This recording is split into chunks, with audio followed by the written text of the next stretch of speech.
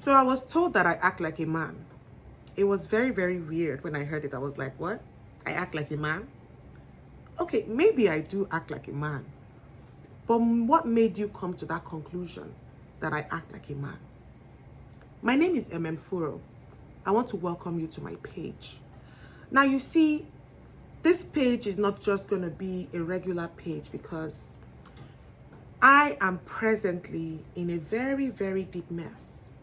And I want to share my experiences with you and the things that make me who I am, just so that when you are starting your business, when you are trying to make decisions on your own, and you feel like as if there is nobody that actually has the kind of connection that you need, maybe my story will be able to spark something and say, you know what, this is how I was able to handle this, and this is why I had to do what I did. Okay? So this is that realistic page you are looking for. So welcome. So I was told that I act like a man. But maybe they are right that I actually act like a man. But I do not see myself as someone that acts like a man. I have learned so much from both male and female. In fact, the people that have taught me a lot of things are more of the male folks, because I actually appreciate and admire the way men think. I like the way they do business. Very, very important. How they are able to remove emotions when it comes to making money. You know, you cannot mix both. When you want to make money, you have to be strategic. You have to know your onions. You have to understand where you're getting into.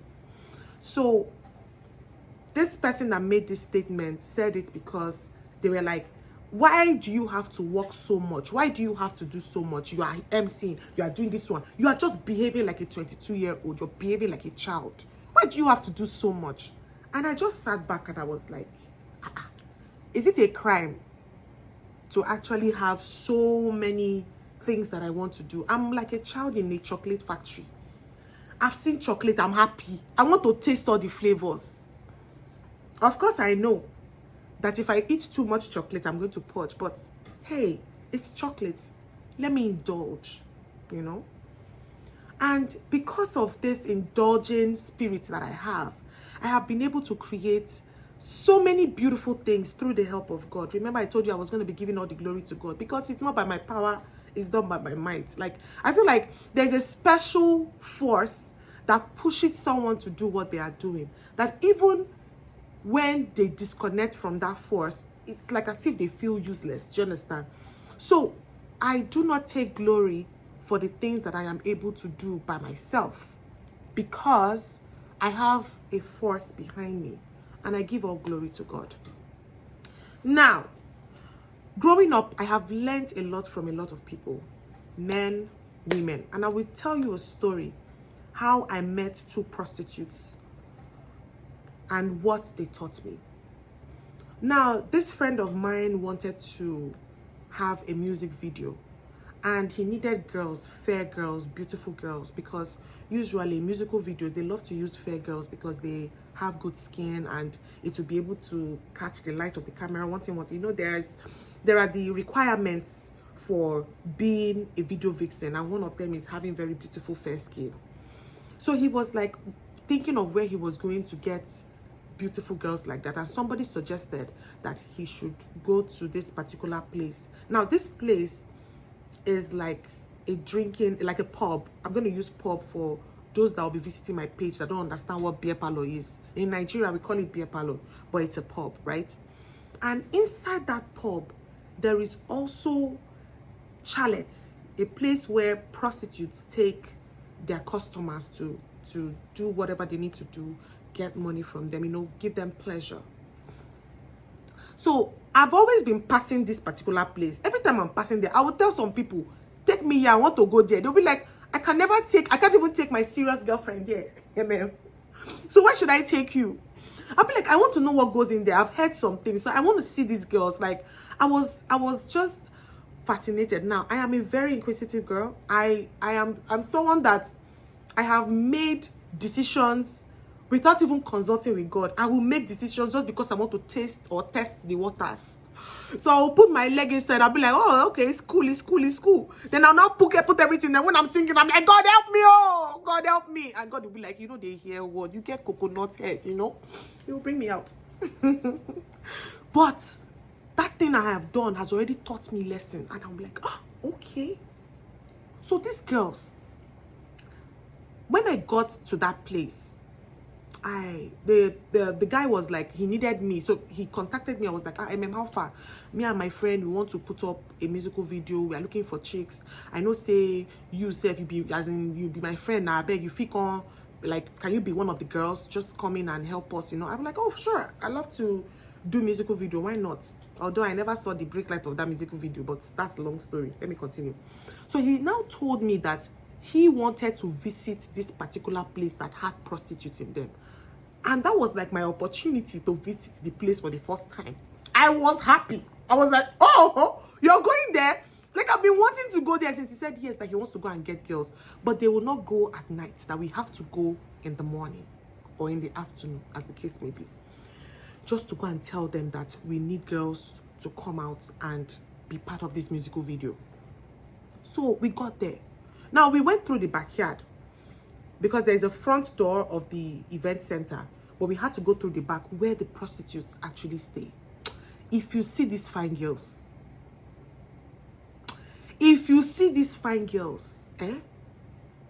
none of them were looking tacky or anything. Like, they were dressed in shorts and tops. Like, these are girls that will go out to buy bread outside or buy something, or you see them in the mall, and you will never know that this is what they do for a living, right? So the moment they saw us, all of them just looked at us like they were very, very, you could tell that they were serious now. And that taught me something. You see, when we tried to approach them, we also knew that we had to be very, very careful with the words that we said. If not, they can just slap you or send you away or disgrace you or pour you water.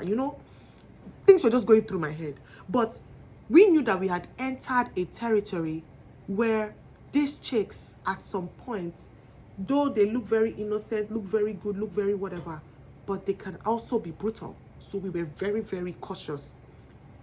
So my friend was like, Mama Peg, say you sabi talk, you know how to talk very well. You do the talking. Just tell them, because they may not listen to me. So I greeted them. They were like, good morning. Abi good afternoon. I can't remember, one of them. I was like, hi, my name is Eko. That was my surname. And we want to shoot a musical video, and we actually need girls for this musical video. And they were like, how much? Now, let me tell you the first lesson I learned when I entered there. I could see how protective they were of their territory. Like, you came into their den, you have to make sure that you act accordingly, so that you can give them the respect, despite the fact that maybe what they were doing to some people is not so noble. But you see, I had to bring myself to the level of, you're not bigger than these chicks in any way, so you better respect yourself. Secondly, they wanted to know what was in it for them. Like, they were not here to waste time. So, write that down, okay? So I told the guy, I was like, how much are you paying? So the guy was like, that he wants to pay them 5,000 naira. The guy was like, 5,000 naira for what? That's one of them. 5,000 naira for what? He said, how much will they pay for this place in a week? So no, I know if you collect 5,000 naira, like, I go leave my work, can't do job with you for 5,000. God forbid. That one walked away. So there was another girl that came. I think her name is Jennifer. Beautiful, fair, correct girl. So she was not like, how far? What are you people talking about? What do you want to do? So the guy was like, I repeated what I said. Then she said, okay, I get friend where you follow us. Like, I have a friend that can come with us, no problem. So, but we'll collect 10,000 naira per person. So that was 20,000 naira for 2 girls.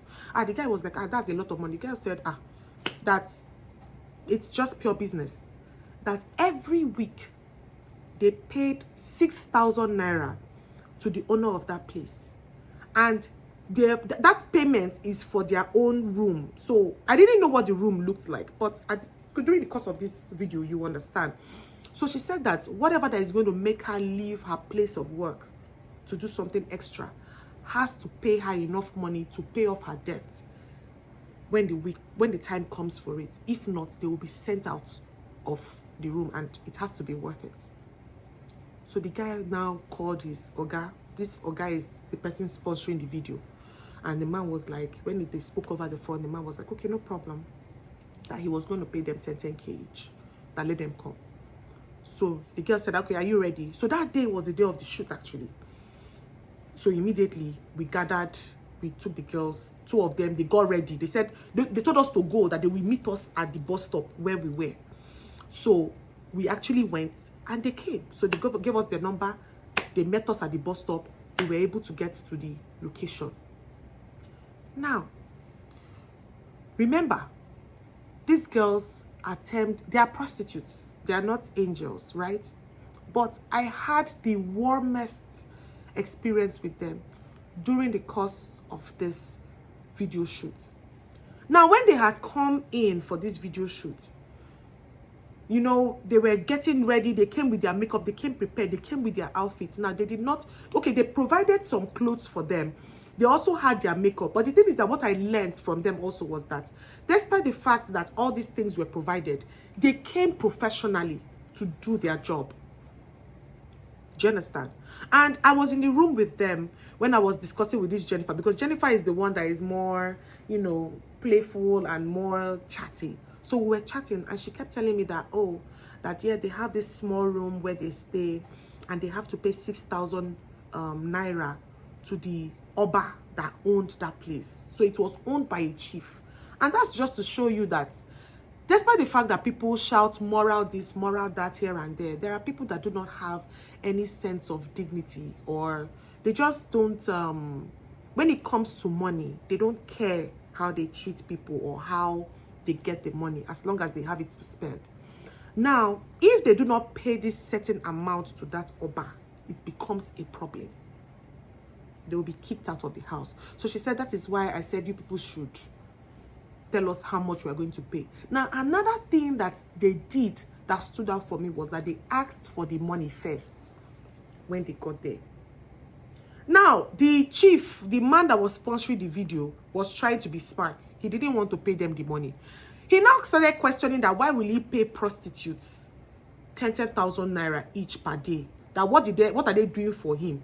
Now, remember that he had already known that this is what these girls were asking for. So agreement is agreement. But because he had already seen, or he was trying to belittle them or bring them down just to rubbish them because he thought maybe they were desperate, he didn't want to pay them that full amount. And the girls stood their ground and they said, if he don't want to pay money, no problem. If he doesn't want to pay, no problem. That they were not going to be part of the shoot. So the more he delayed, the more the timing for the shoot delayed, because these girls were not budging. But guess what? They needed these girls for the shoot. There is a need. Now, when there is a need, it is very, very important that you know your worth. Okay? Knowing your worth is going to come with a sprinkle of resilience. I don't know if that's the word, right? It's going to come with a sprinkle of what people call pride, or a sprinkle of what people call arrogance. But it's not arrogance, because you cannot be too nice when you are negotiating or when you are asking for what you deserve. So I was trying to watch how everything would play out. And the man finally budged, and they collected their 10,000 naira cash. Put it inside their breast. Oh God, these girls blow my mind. Put it inside their breast so that in case, and these girls, you could tell from the marks, like they have very nice skin, but in some part of their body, they have marks. So they are rugged. So anyhow you want it, they will follow you up, you know. So they put it inside their breast and they were like, okay, they were ready to do the job. And that was how we did the musical shoot. Everybody was happy. Everybody went home. Then I was now more inquisitive. I said I must go and visit this place by myself at night just to see what happens there. So I was looking for who would take me, because I don't want to go there alone. You know, going there alone shows that maybe to an extent you're a wayward girl. And you know, these people that they call wayward girl most of the time, maybe they are not even that wayward. Maybe they are just girls that have experienced things. And I've noticed that people who have seen things and experienced it, they are kind, they are more, you know, they tend to treat people better than the ones who are just hypocrites and form as if they are so holy. I don't smoke, I don't drink, I don't womanize, I don't eat. Come on, go and sit down. So I was looking for somebody and I finally found someone. And the person was like, why do you want to go inside? I said, please, I just want to go there. Like, nobody wanted to take me there because they felt like, maybe you shouldn't be there, you get. But I just wanted to see. So I went in there. And to my greatest surprise, the caliber of men, remember I told you I learned from men as well. The caliber of men that I saw in that place, not moi moi, not small boys, not agberos, not people on the street, not touts.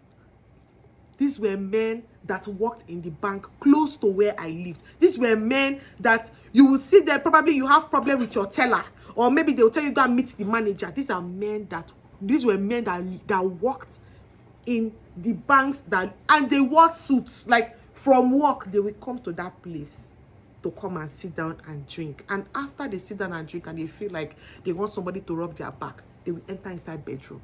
And lo and behold, while I was sitting down enjoying my drink, just looking at the number of girls that just kept coming and talking to somebody, and two of them would stand up and leave, I was just intrigued.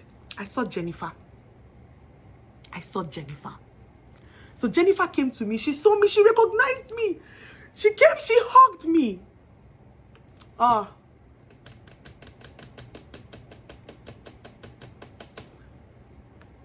Jennifer was so happy. Like, Jennifer was so happy. And I was happy to see Jennifer too. So Jennifer said, like, we were talking, like, she was like, I want to show you where that place I told you about, my place of work. Come, let me show you the room that I told you I was going to be paying for. So she took me inside. It was a small cubicle. Very small. It just had a bed and some clothes hanging there. So she told me that this is where she brings the men to sleep with them. That had it been, they did not pay her the money that day, that they would have thrown her out of this place. And she won't have a place to go. She said that some of the girls in here, they are from different schools. She mentioned, you know, Uniben, Unical. Some of them come from different schools just to work, to make ends meet. That she takes care of her siblings. She takes care of her family. And this is the only job, this is the only thing that she can do to make quick money. I thanked her for letting me into her world a little bit. But you know, you can't keep friends with those kind of people. Not because they're not worthy of friendship, but because you know that there is a point whereby you are identified by the people you roll with, you know. So even if I become friends with her, there is a tendency that I may want to do what she's doing, and that is not what I like to do. So I don't judge her. I mean, that is what she has decided to do. May the Lord help her. And I hope Jennifer is doing great today. I hope she was able to break free from that bondage and do something worthwhile. Probably she has traveled out. Maybe she's in Canada. Maybe doing great, living happily, leaving her past behind her. So you see, from this story now, I have also learned that, you see, men, women are different. Someone like Jennifer, if she comes into the world now as someone who has left that profession and she's coming in, do you think Jennifer is going to remain the same? Do you think Jennifer is going to be less conscious of her surrounding? No. Jennifer is going to be aware that she's in the midst of wolves and she has to have her guard up at all times. Not to fight, but to make sure that she protects herself from the harms that human beings will naturally inflict on her.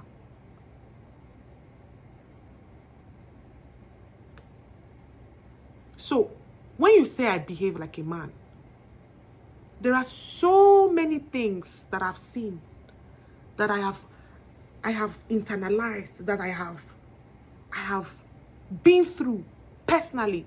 And when I'm telling you that I have dipped my leg into troubled water, like I've dipped my leg into poto, into things, situations that normally some people will go in and it will scar them for life. I will dip my leg in there, but I will still remember that God, oh, this place I'm going to is not by choice. It's by circumstances, but please get me out. And he will get me out. Because he's such a sweet, merciful God. It doesn't mean that you will keep doing that mistake over and over again. No.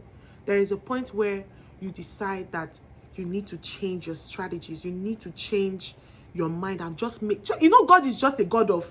Just make up your mind and roll with me. Man will disappoint you. Don't you get? Man will disappoint you. Woman will... Like, when I mean man, I'm talking about both men and women. They will disappoint you. That is what we are made up of. So that is why you're not supposed to trust anybody. That is why you're supposed to, like... It says that you should be as meek as a dove and as wise as a serpent. A serpent is cunning. Do you get? Like, it's funny how all these things are preached in the church, but nobody expects you to practice it, because the moment you start practicing or doing those or taking those proactive steps to actually protect yourself and